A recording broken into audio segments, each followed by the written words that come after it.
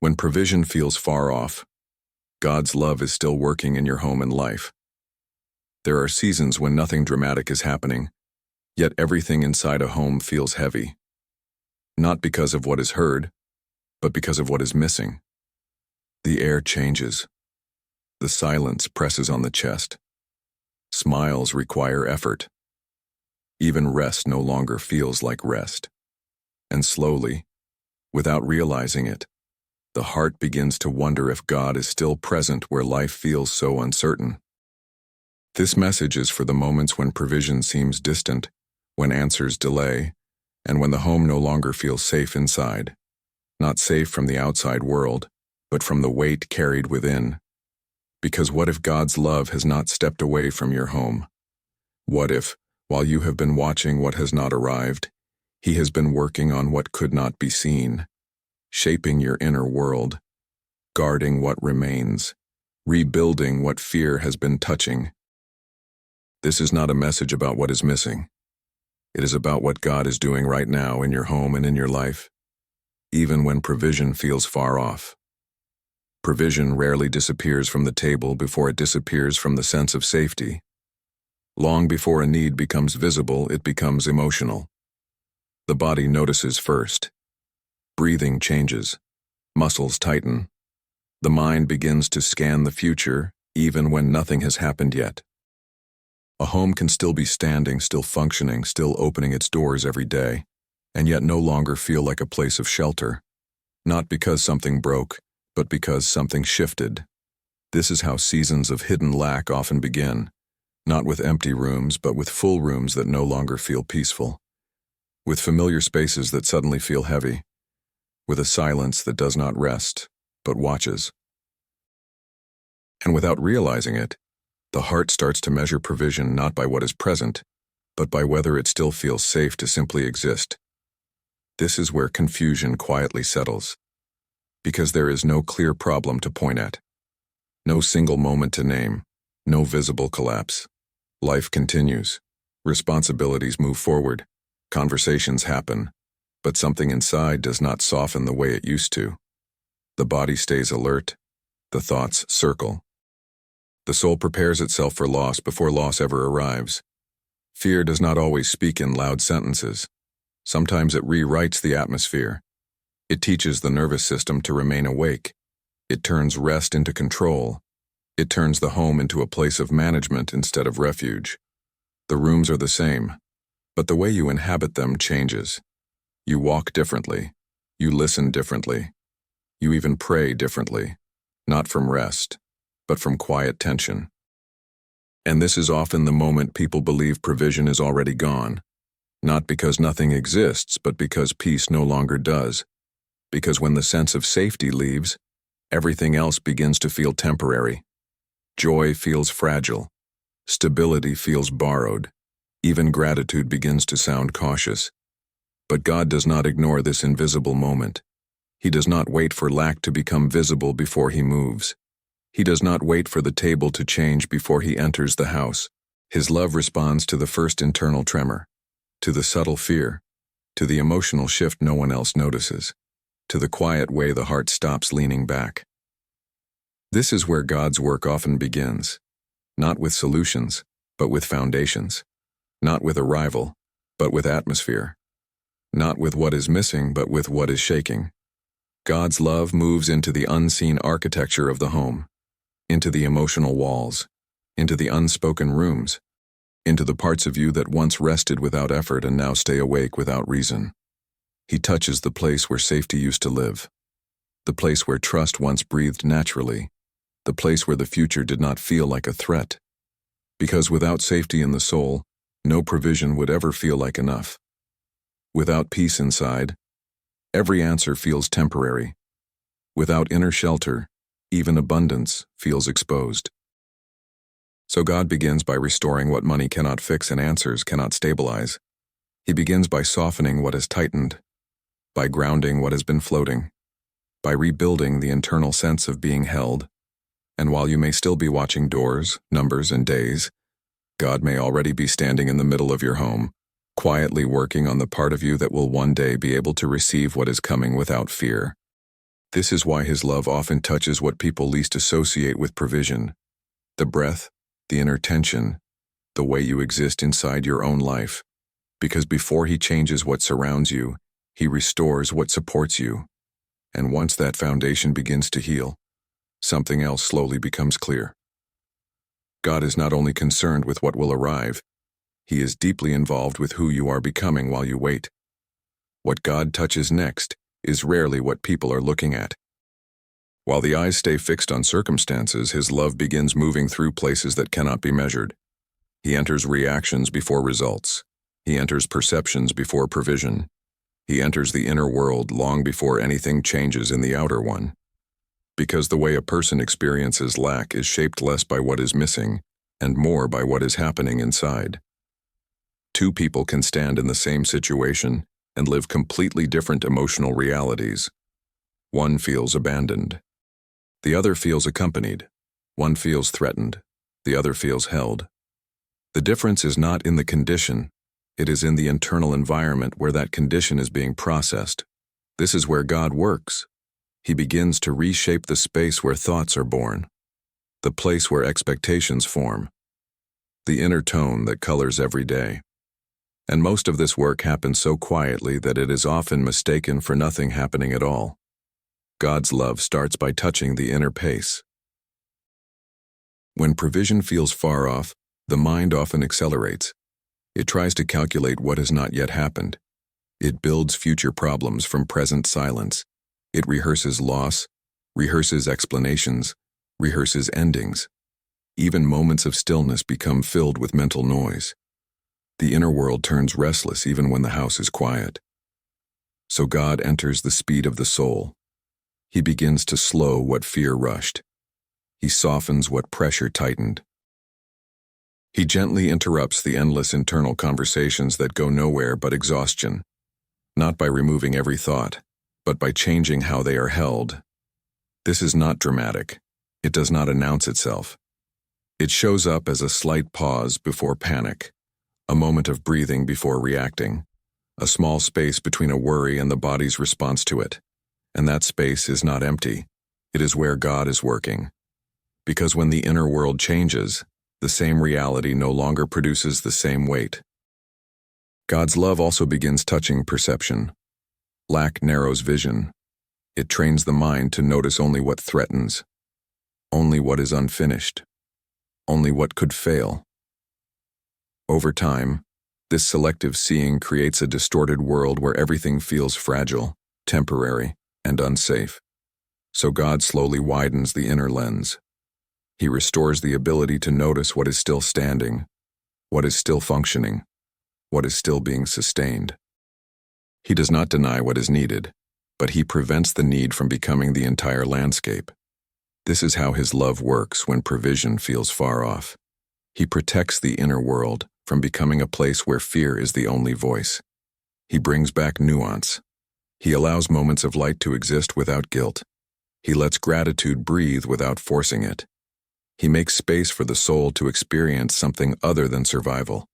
And in this unseen work, something subtle begins to happen. The situation may look the same, but it no longer defines everything. The home may not have changed, but the way it is felt begins to shift. The days may not yet hold answers, but they stop feeling like constant threats. This is God rebuilding the inner environment. Because before he fills hands, he steadies hearts. Before he opens paths, he strengthens perception. Before he releases provision, he restores the capacity to receive life without collapsing under its uncertainty. And this inner work is not secondary. It is essential. Because if God only changed circumstances, the soul would still be unstable inside them. But when God reshapes the inner world, even waiting becomes different. Even silence carries less fear. Even unanswered days stop feeling empty. They begin to feel held. And once the inner environment begins to shift, another layer of God's love becomes visible. Not in what arrives, but in what never leaves, in what never collapsed, in what has been quietly preserved. That is where the next movement of his work reveals itself. There are things God protects that people rarely thank him for, because they never became visible losses. When provision feels far off, the mind is trained to count what is missing. But God's love often works in a different direction. He counts what has remained. There are relationships that could have broken but did not, strength that could have failed but held, doors that could have closed but stayed quietly open, decisions that could have destroyed but were somehow restrained. And because these outcomes never turned into crises, they are often mistaken for normal life instead of divine preservation. But preservation is one of the most intimate forms of provision. God's love is not only revealed in what He gives, it is deeply revealed in what He does not allow to touch you. When the heart lives under the tension of lack, it becomes hyper-focused on future needs. It scans forward, imagining what might fall apart next. This forward gaze slowly blinds the soul to what has already been guarded. The nervous system prepares for disaster even while standing inside protection. So God gently turns the inner attention backward, not to relive pain, but to recognize covering. He allows the soul to notice how many moments did not become what they could have been. How many situations softened instead of escalating. How many nights ended without the news the mind rehearsed. How many conversations healed instead of breaking. How many mistakes did not destroy what fear promised they would. This is not coincidence. This is the quiet labor of God's love. When provision feels far off, God often works as a restrainer. He stands between the fragile parts of your life and the full weight of what could reach them. He absorbs impacts you never felt. He diffuses outcomes you never saw forming. He interrupts chains of events before they touch your door. And because this work leaves no visible trace, it is often unnoticed. But the stability you still stand on has a history. The peace that sometimes surprises you has a source. The fact that certain lines were never crossed, certain damages never arrived, certain losses never materialized, is not emptiness. It is evidence. God's love has been active in your life even when you felt inactive inside it. There is also a deeper preservation happening beneath the surface. Because while circumstances were unstable, something within you did not disintegrate. You did not become unrecognizable. You did not lose the ability to feel, to hope, to care, to reflect. Your tenderness may have been bruised, but it was not erased. Your faith may have been tired, but it was not extinguished. Your desire to continue may have weakened, but it did not vanish. This too is provision. The preservation of the inner human. The guarding of your capacity to remain alive inside your own life. God's love has been standing watch over parts of you you rarely protect, over your emotional range, over your ability to still respond to beauty, over your power to still feel connection, over your openness to meaning. Because if these were lost, no external answer could restore them. So while the eyes searched for visible change, God was often positioned between you and what would have cost you far more than resources. He was guarding your inner continuity, your relational lines, your emotional breath, your future self. And slowly, as this awareness begins to surface, something shifts again. The season stops being interpreted only as a place of absence. It begins to be recognized as a place of quiet coverage. A place where God was not delivering packages but protecting foundations. And once the soul starts to sense how much has been preserved, another question naturally rises. If God has been this near, this active, this involved, then why does the heart still feel so threatened? Why does lack still hurt the way it does? The answer leads into a deeper layer of God's work, because beyond needs and beyond preservation, lack tries to touch something even more intimate. It tries to touch identity. And that is where God's love moves next. Lack does not only affect what a person has, it slowly reaches for who a person believes they are. When provision feels far off, the struggle rarely stays practical. Over time, it becomes personal. The situation begins to speak, and what it speaks is not about money or doors or time. It speaks about worth. The mind starts to form quiet conclusions, that something is wrong, that something is missing inside. That if provision has not come, maybe value has left. Maybe strength is gone. Maybe purpose has thinned. Maybe identity has weakened. This is how lack moves from the outside into the self. It stops being a season and starts becoming a mirror. Moments that were once neutral become heavy with interpretation. Small limitations feel like judgments. Waiting feels like exclusion. Delays feel like being overlooked. And slowly, the heart stops only asking what will change and begins wondering what it says about them that it has not. This is where the pain deepens, because circumstances can be endured. But when they begin to define identity, they touch the most vulnerable place in the human soul. They whisper that value is conditional, that dignity depends on outcomes, that worth must be proven by results. And when these thoughts settle, they change the way a person exists in their own life. Posture shifts. The voice softens in the wrong places. The eyes lower. Desire becomes cautious. Presence becomes smaller. The home is not only a place of need, the self becomes one. This is the quiet wound of seasons where provision feels far off. Not the absence of answers, but the erosion of self-perception. The internal language changes. Instead of saying, "I am in a season," the heart begins to say, "I am the season." The situation stops being something happening around life and starts being something believed about life.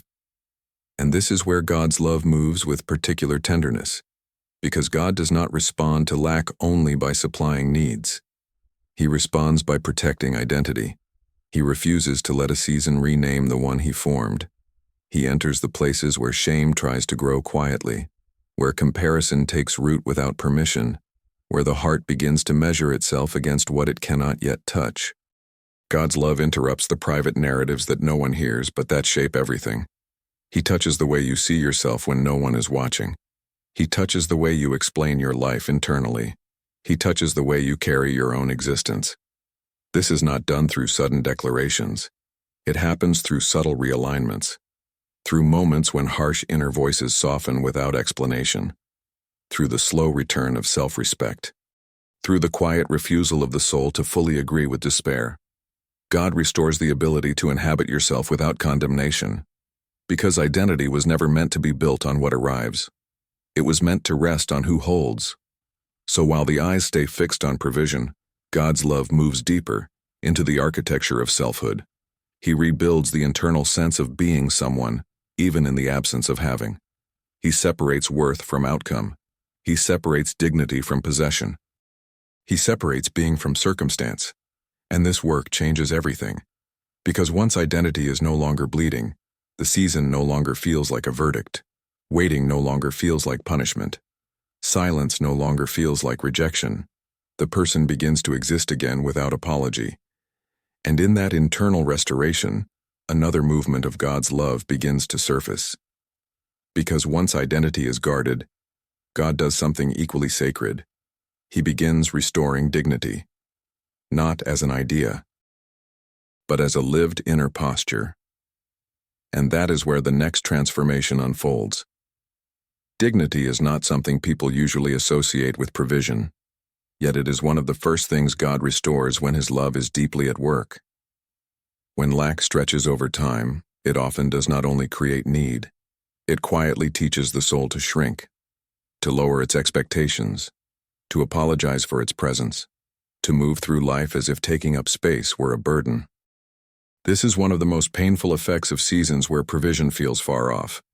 The external situation may be difficult, but the internal posture becomes even heavier. The way a person speaks softens in the wrong direction. The way they ask changes. The way they look at others becomes careful. The way they exist inside their own home becomes smaller. And this shrinking rarely happens consciously. It forms in subtle ways, in how the shoulders hold tension, in how laughter fades more quickly, in how desire is filtered before it is even felt, in how the heart begins to manage expectations instead of allowing them. Dignity is not taken away in one moment. It erodes quietly through adaptation. God's love does not overlook this. He does not only come to supply needs, He comes to restore posture. He begins to work in the way you carry yourself when no one is correcting you, in the way you sit with your own thoughts, in the way you imagine your place in the world, in the way you speak to yourself when something does not work. Because dignity is the internal agreement that your life still matters, even before it makes sense. And when God restores dignity, it rarely arrives as confidence. It arrives as permission. Permission to breathe without explaining.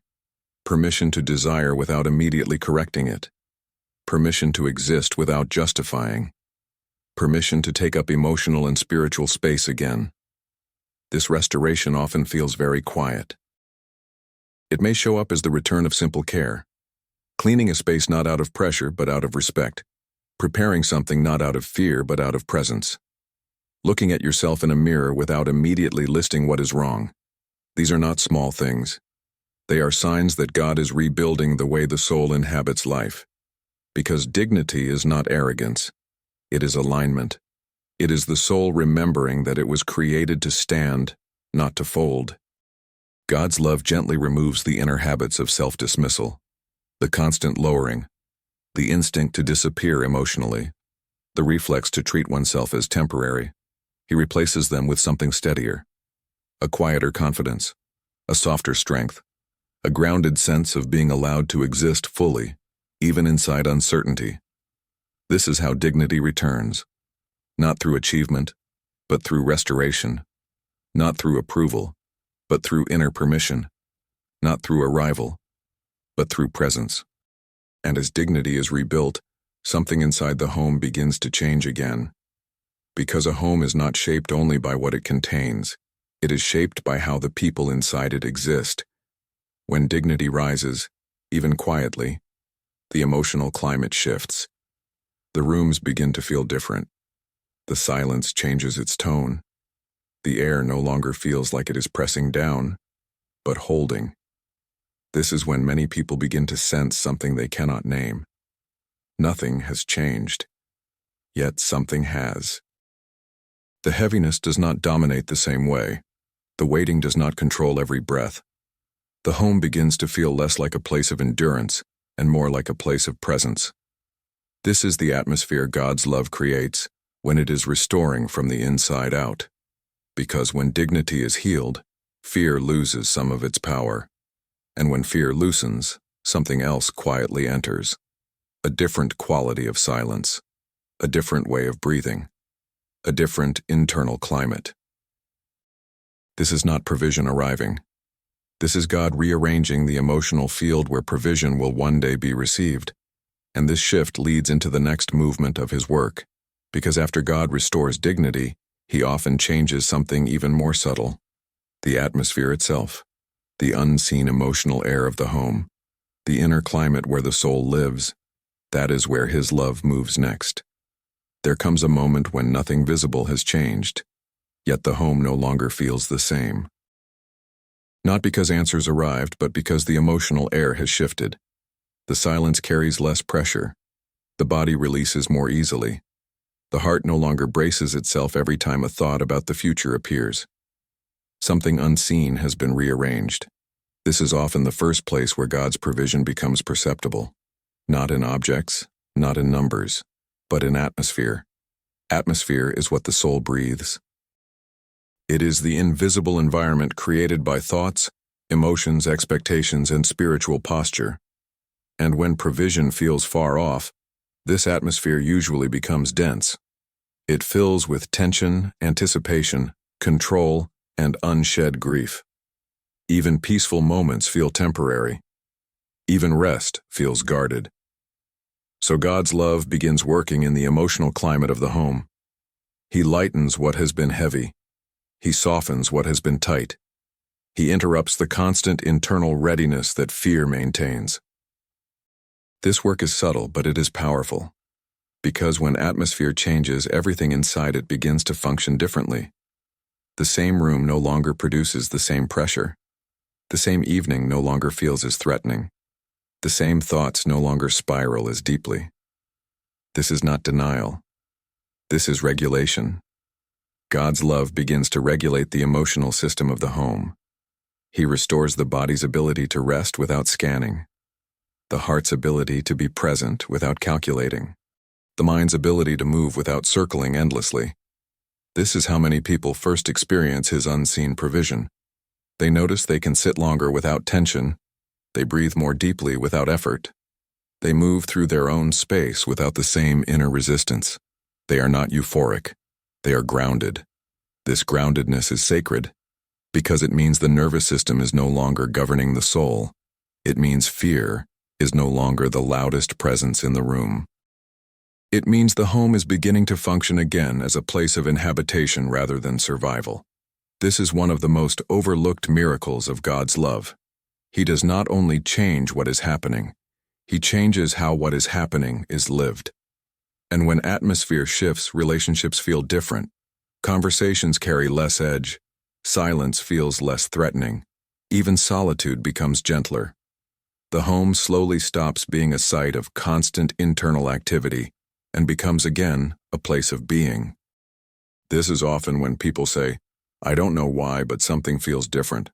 They cannot point to a reason. They cannot explain it. They only know that the heaviness is not as dominant. The tension is not as central. The waiting is not as consuming. And this shift creates space. Space for reflection. Space for softness. Space for spiritual perception. Because when the emotional air clears, the soul can sense God again. Not as an idea, but as a presence, a nearness, a quiet companionship within the home. And once this presence becomes perceptible, something else begins to change. The home stops feeling like a cage. It begins to feel like a place of formation, a place where something meaningful is happening beneath the surface. This is when God's love reveals another layer of His work, because the walls that once felt limiting begin to feel intentional. The environment that once felt restrictive begins to feel purposeful. The home begins to take on a different meaning, and this meaning opens the door to the next movement of His provision. Not as escape, but as transformation. When the atmosphere shifts, the environment itself begins to feel different. The same walls that once felt confining start to carry another meaning. The same routines that once felt heavy no longer seem empty. The home stops being only a place where life is endured and slowly becomes a place where something is being formed. This is one of the quiet transformations God's love brings when provision feels far off. He changes the way a person inhabits their own space. What once felt like limitation begins to feel like positioning. What once felt like being held back begins to feel like being held within. Because God does not only work on people, He works through places. Throughout the deepest seasons of spiritual formation, God often chooses environments that seem small, repetitive, and unremarkable. Not because they are ideal, but because they are intimate. They remove distraction. They reduce noise. They create a setting where inner life can no longer be avoided. The home becomes such a place, a living altar, not made of words or rituals, but of daily presence. A space where the soul is seen without performance, where masks fall away, where questions surface without an audience, where emotions rise without being edited. And this is exactly where God loves to work. Because transformation rarely happens in expansion. It happens in attention. When provision feels far off, the temptation is to escape the present environment mentally, to live in imagined futures, to dwell in alternate realities, to see the home as something to endure until life begins again. But God's love does the opposite. He brings the soul back into the space it is trying to leave. He sanctifies the ordinary. He fills the repetitive with meaning. He uses the familiar to reach what is hidden. Slowly, the home stops being only a physical place and becomes a spiritual landscape. Each quiet moment becomes a point of encounter. Each unremarkable day becomes an invitation to awareness. Each familiar sound becomes a reminder that life is still unfolding, even when nothing seems to be changing. This is when many begin to realize that God is not waiting outside the season. He is inside it, inside the walls, inside the routines, inside the long pauses, inside the uneventful days. God's love begins to turn the home into a place of alignment, not because of what happens there, but because of who is becoming aware there. A different kind of listening forms. A deeper honesty surfaces. A quieter perception awakens. The person stops moving through the home only with the body and begins to move through it with the soul. This is when the environment stops feeling accidental. The season stops feeling meaningless. The waiting stops feeling empty because something is being shaped, not outside, inside. God is using the very space that once felt limiting to rebuild the inner life. He is teaching the heart how to remain present without escape, how to listen without forcing, how to dwell without collapsing. This is the kind of work that only happens in contained spaces, where nothing distracts, where nothing impresses, where nothing hides. And as this alignment deepens, something else quietly emerges. Strength. Not the strength to rush forward, but the strength to remain open without breaking, the strength to feel without hardening, the strength to exist inside uncertainty without losing tenderness. This strength does not arrive as power. It arrives as emotional stability, as spiritual endurance, as a groundedness that was not there before. And this is not random. It is the next form of God's provision. Because once the environment has been redefined, God begins to fortify the inner structure. He begins to supply something that cannot be purchased, planned, or borrowed. Emotional strength. And that is where His love moves next. The strength God provides in hidden seasons is not the kind that announces itself. It does not feel like victory. It does not sound like certainty. It does not remove vulnerability. It creates the ability to carry it. When provision feels far off, many people believe strength means not feeling, not needing, not hoping too much, not expecting. But the strength God forms is the opposite. It is the capacity to remain open without collapsing, to continue feeling without being ruled by fear, to hope without escaping reality. This is emotional structure. It is what allows the heart to experience uncertainty without dissolving inside it. God's love begins reinforcing this structure in quiet ways. The person notices they no longer shut down as quickly. They no longer rush to numb every discomfort. They no longer need constant distraction to survive a day. They can sit with a feeling without being consumed by it. They can acknowledge need without shame overtaking them. This is not resignation. This is resilience, and it is sacred, because emotional strength is not built by avoiding pain, but by being held within it. God teaches the heart how to remain present without being overwhelmed. He allows feelings to rise without letting them dominate. He gives the soul a wider internal space so that emotions can exist without controlling the entire inner world. This is what makes the waiting different. The season does not feel lighter, but the person feels steadier. The questions do not disappear, but they no longer destabilize everything. The needs remain, but they stop defining identity. God's love becomes a regulating presence. It brings coherence to the emotional system.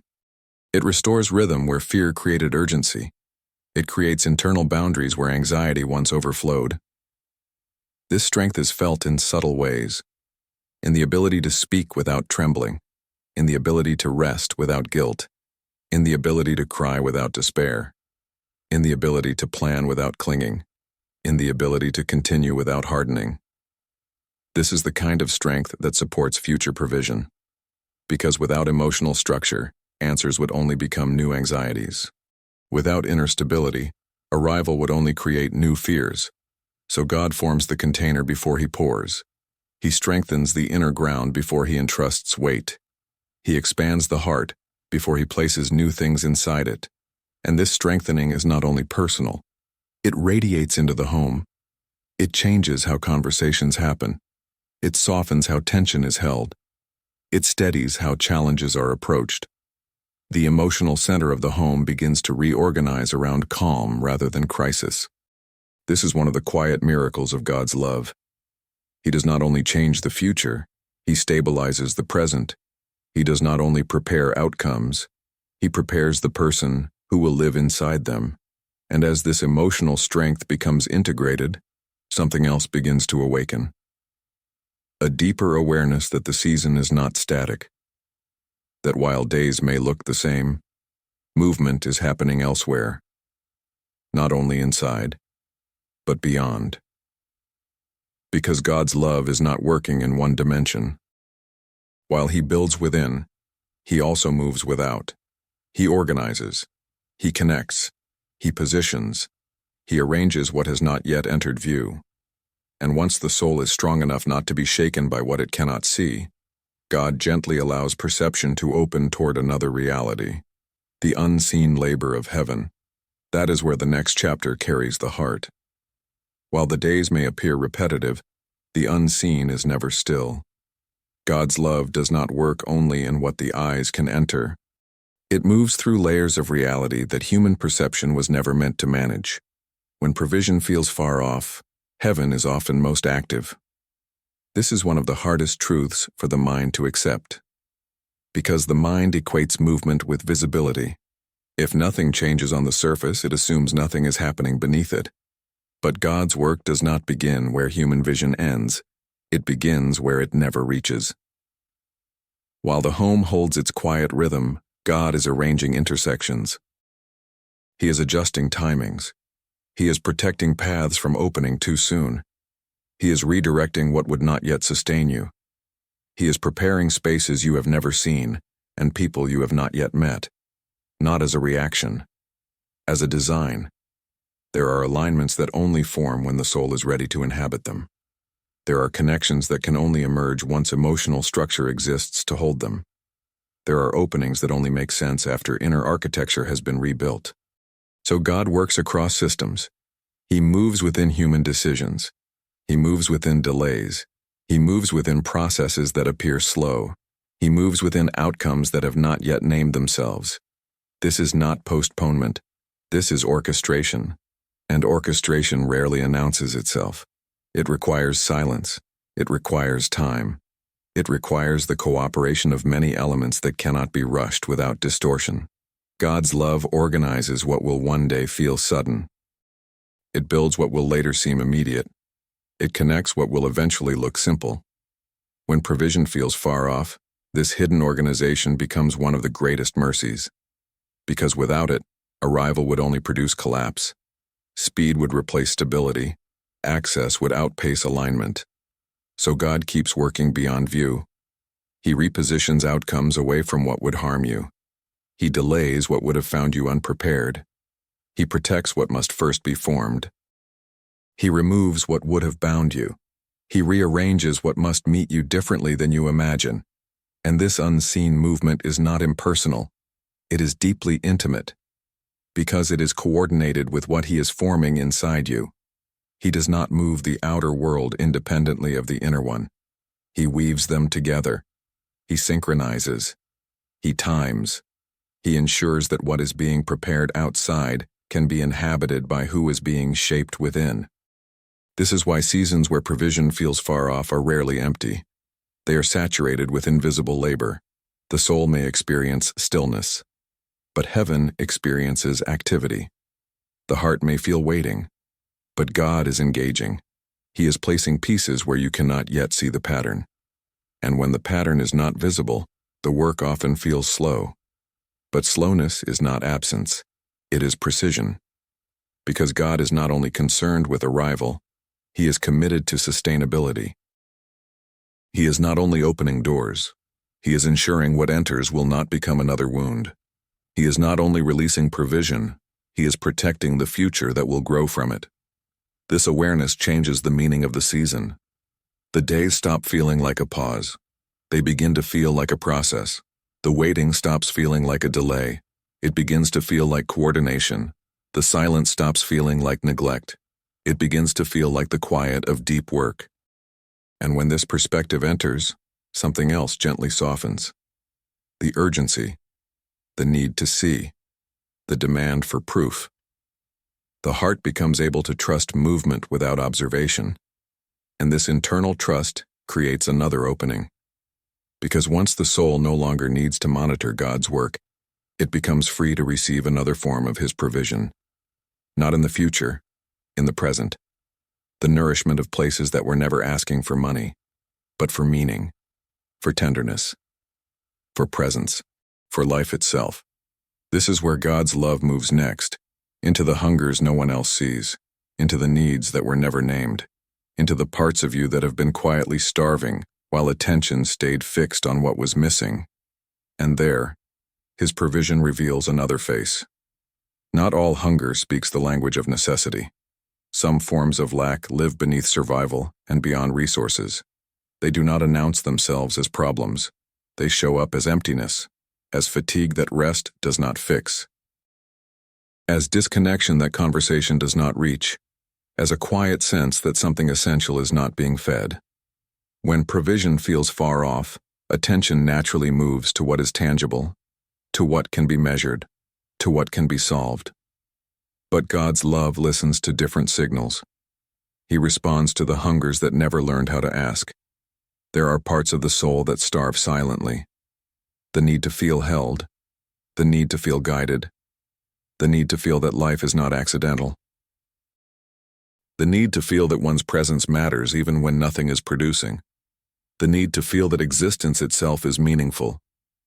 These hungers deepen in seasons where provision delays, because external goals lose their power to distract. The noise quiets, the structure thins, and what remains becomes audible. God does not rush to cover these hungers. He moves toward them. He feeds them with presence, with awareness, with quiet companionship, with subtle invitations back into life.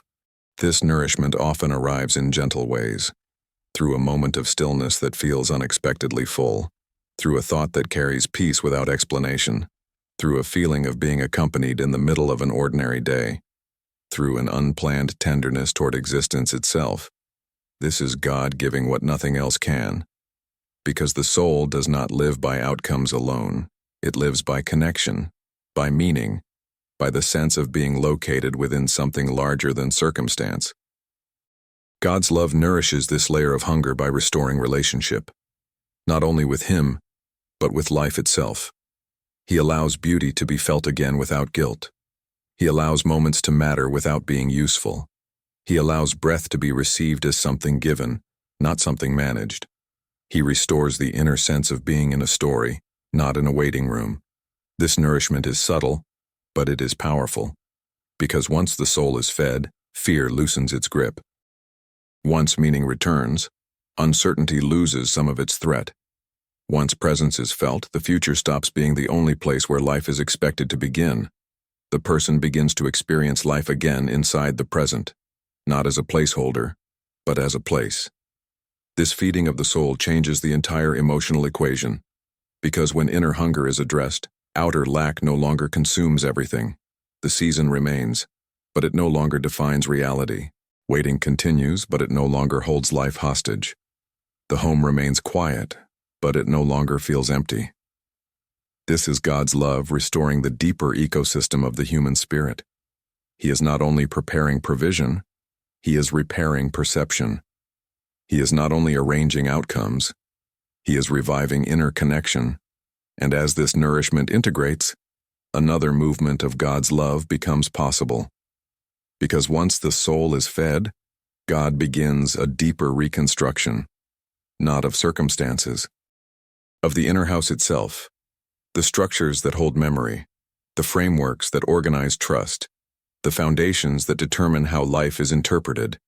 This is where His most transformative work often takes place, and this is where the journey now leads. Inside every person exists an inner house, built from memories, interpretations, early learnings, emotional patterns, and spiritual expectations. It is the internal structure that decides how life is felt long before it is understood. It determines what feels safe, what feels threatening, what feels possible, and what feels forbidden. When provision feels far off, this inner house often reveals its fractures.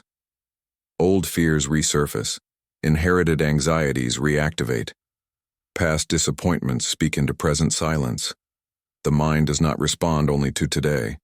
It responds through every yesterday that was never fully healed. So God's love begins a deeper work. He does not only calm emotions, he rebuilds the frameworks that produce them. This reconstruction is slow because it is precise. God touches beliefs that formed without awareness, expectations that were shaped by loss, trust patterns that were built in survival, internal narratives that once protected but now restrict. He gently exposes what no longer supports life, not to shame it, to free it. He begins removing foundations that were laid in fear, not all at once, but piece by piece. He loosens assumptions that everything must be controlled. He softens the belief that safety depends on constant vigilance. He dismantles the expectation that love must always be proven by outcomes. These internal renovations often feel like questions before they feel like peace. Why do I react this way? Why does this trigger so much? Why does waiting touch such old places? These questions are not signs of instability. They are signs of access. God's love is entering rooms that were never opened before. Rooms where early interpretations were stored. Rooms where emotional contracts were signed. Rooms where the soul decided what life would always be like. And in these rooms, he does not decorate. He restructures. He strengthens what can carry more. He removes what cannot. He realigns what was tilted. He builds new internal pathways that allow different responses to form. This is not emotional adjustment. It is internal redesign. Because God is not interested in helping you cope with a broken structure. He is committed to creating a new one. One that can support peace. One that can hold abundance without fear. One that can experience stability without control. One that can trust without collapsing. This is why some seasons feel like inner excavation. Old thoughts surface, forgotten emotions rise, long-standing patterns become visible. This is not regression, it is exposure before healing. God cannot rebuild what remains hidden, so he reveals what is ready to be transformed. And as this reconstruction continues, something begins to happen. The inner house starts to feel different. The same situations no longer produce the same reactions. The same thoughts no longer dominate as deeply. The same fears no longer govern every decision. The soul experiences itself with more space, with more coherence, with more internal quiet. This is the sign of new structure, not perfection, but stability, not certainty, but groundedness. And when the inner house becomes stable, another shift takes place. The heart stops relating to the season only as something to escape.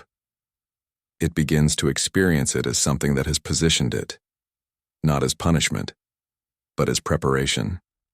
This is where God's love introduces a new perception, not of circumstances, of alignment. And that is where the next chapter leads. Because when the inner house is rebuilt, the soul begins to sense something it could not feel before. That even without arrival, something is right. Even without resolution, something is in place. Even without provision, something is aligned. And that changes everything. Alignment is not the absence of need. It is the presence of rightness. It is the quiet recognition that something within is no longer at war with what is happening around it. When provision feels far off, misalignment is often what hurts the most. The soul feels out of place inside its own life. The heart resists the season. The mind fights the present. The body carries the tension of being somewhere it does not want to be. As God rebuilds the inner house, this inner conflict begins to soften. Not because circumstances change, but because the relationship to them does. The soul no longer feels misplaced. The season no longer feels hostile. The waiting no longer feels like exile. There is a subtle sense of belonging that returns, not to outcomes, but to the moment itself. The person begins to experience life where they are, instead of only where they wish to be. This is alignment. It is when the inner posture matches the season without losing hope. When acceptance coexists with expectation. When presence no longer threatens desire. This alignment shows itself quietly, in the ability to move through a day without constant resistance, in the capacity to make small plans without anxiety overtaking them, in the return of enjoyment without guilt, in the ability to rest without mentally relocating, in the willingness to live without postponing existence. The soul stops leaning forward. It begins standing. This does not remove longing. It reorganizes it. Desire no longer functions as escape. It becomes orientation. Hope no longer functions as denial. It becomes trust. Waiting no longer functions as emptiness. It becomes positioning. God's love produces this alignment because He brings the soul back into harmony with the present without trapping it there. He restores the ability to inhabit the now while remaining open to what is coming. This is one of the deepest forms of peace. Not the peace of arrival, the peace of coherence. When inner life, outer life, and spiritual awareness begin to resonate instead of collide, this coherence changes the emotional weight of everything.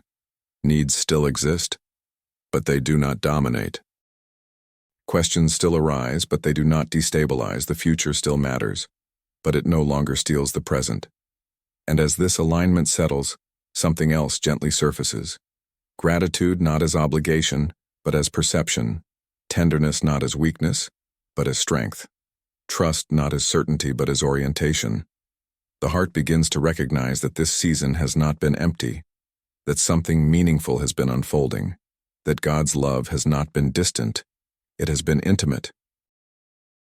Working within breath, within perception, within emotional architecture, within the inner home, and this realization opens the way for the final consolidation of the journey. Because once the soul experiences alignment, it becomes able to see the season clearly, not as abandonment, but as accompaniment, not as delay, but as development, not as lack, but as a different form of provision. This awareness carries the heart into the final movement of the message, where everything is gathered, where perspective settles, where the soul is invited to look back and recognize what has truly been happening. And that is where the next chapter brings the story, where God's presence is no longer questioned, but gently affirmed, as something that has never left the home, and never left the life. When the soul reaches this place of alignment, memory begins to reorganize.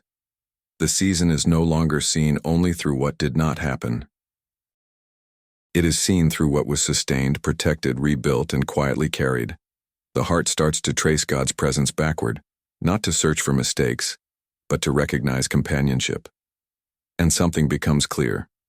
God was never outside this season. He was inside it, inside the home, even when the home felt heavy, inside the waiting, even when the days felt empty, inside the silence, even when prayers felt unfinished, inside the emotional rebuilding, even when nothing visible was changing. He was present in the breath that steadied, in the fear that did not overtake, in the dignity that slowly returned, in the strength that quietly formed, in the atmosphere that softened, in the inner house that was being rebuilt. What once felt like distance begins to reveal itself as a different kind of closeness, not the closeness of answers, the closeness of formation. God's love was not standing at the end of the season. It was standing in the middle of it, walking through the rooms, holding the emotional climate, guarding what could not afford to fall, feeding what no one saw starving, rebuilding what no one saw cracking. The heart realizes that it was never navigating this season alone. Even in moments of doubt, something remained steady. Even in moments of weariness, something continued. Even in moments of fear, something restrained the fall. This something was not chance. It was presence.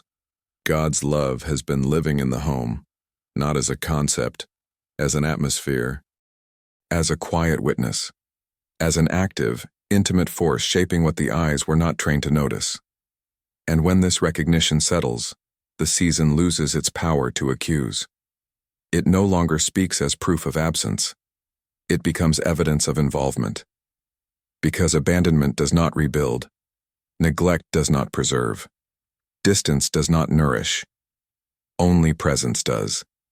And God's love has been present, not occasionally, continuously. This is the moment the heart stops asking only when and begins to understand where. God was here, in the life, in the home, in the inner world, in the becoming. And this awareness prepares the soul for the final seal of the journey, not with explanation, but with truth. Truth spoken through Scripture, truth anchored in God's own voice, and from that truth a final message, one that does not push forward, but gathers everything that has been revealed. As it says in Psalm 127:1, "Unless the Lord builds the house, those who build it labor in vain.